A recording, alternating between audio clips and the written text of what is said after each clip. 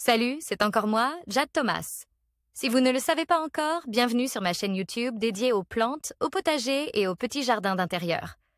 On me conseille toujours de demander aux spectateurs de s'abonner et de liker en début de vidéo, alors voilà, je le fais. N'hésitez pas à me soutenir. Bon, je sens que je commence à trop parler. Passons directement au sujet de la vidéo d'aujourd'hui. Bonjour à tous. Dans cette vidéo, je vais vous parler d'un sujet qui me passionne, jardiner à l'ombre sèche.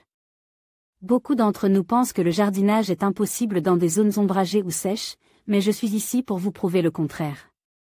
Je vais partager avec vous des astuces et des conseils pratiques pour choisir les bonnes plantes, aménager votre espace et créer un jardin magnifique même dans ces conditions difficiles. Alors, préparez-vous à découvrir comment transformer votre coin d'ombre en un véritable havre de paix verdoyant. Par Larry Hodgson, 21 mars 2018. Jardiner à l'ombre sèche. Oui, on peut jardiner au pied des grands arbres, si on planifie bien. Source, Snappy Goat. Comme l'ombre a une très mauvaise réputation auprès des jardiniers qui la blâment pour le peu de succès qu'ils obtiennent dans les milieux boisés. Il est vrai qu'on ne peut pas cultiver n'importe quelle plante à l'ombre des grands arbres, les plantes potagères, notamment, mais il y a un vaste choix de plantes qui s'y plaisent. Pourquoi alors est-ce que tant de gens se découragent ? Le vrai problème n'est pas l'ombre comme telle, mais la présence de nombreuses racines d'arbres. Ces racines assèchent le sol, provoquant une aridité presque permanente alors que, théoriquement, le sol à l'ombre devrait être plus frais et plus humide. Ces racines appauvrissent aussi le sol, car elles volent tous les minéraux. C'est ce qu'on appelle la compétition racinaire. Et elles rendent la plantation difficile aussi. On appelle couramment cette combinaison de conditions, ombre et compétition racinaire, ombre sèche. Comment faire pour y réussir des plantations ? Voici ma technique, illustration de Claire Tourigny, tirée du livre Les 1500 trucs du jardinier paresseux 1. N'hésitez pas à couper quelques racines, sinon, impossible de creuser. Il vous faudra sans doute un sécateur, et même souvent une hache ou une scie à élaguer, en plus d'une pelle. Évidemment, si vous tombez sur une très grosse racine, il vaut mieux modifier un peu vos plans de plantation, mais pour les racines de taille modérée ou petite, on coupe, tout simplement. Dites-vous bien que l'arbre réagira à cette taille en produisant plus de racines que jamais, donc, non, vous ne l'endommagez pas. 2. Préparez un gros trou, aussi profond que la motte de racine est haute, mais 3 fois plus large, dans le but d'éloigner les racines de la nouvelle plante le plus longtemps possible. 3. Tapissez le trou de papier journal, 7 à 10 feuilles, ou de carton, coupant ou repliant vers le bas les parties qui dépassent du trou.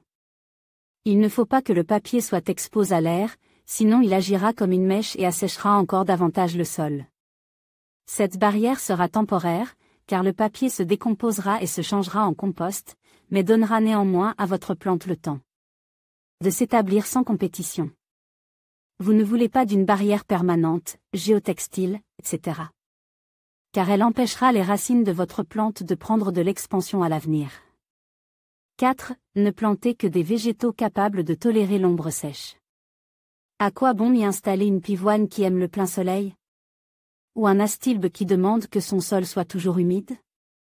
Plantez des hostas, des épimèdes, des sauts de Solomon, des géraniums à gros rhizomes, des hellebores, des azarets, des ajugas, etc.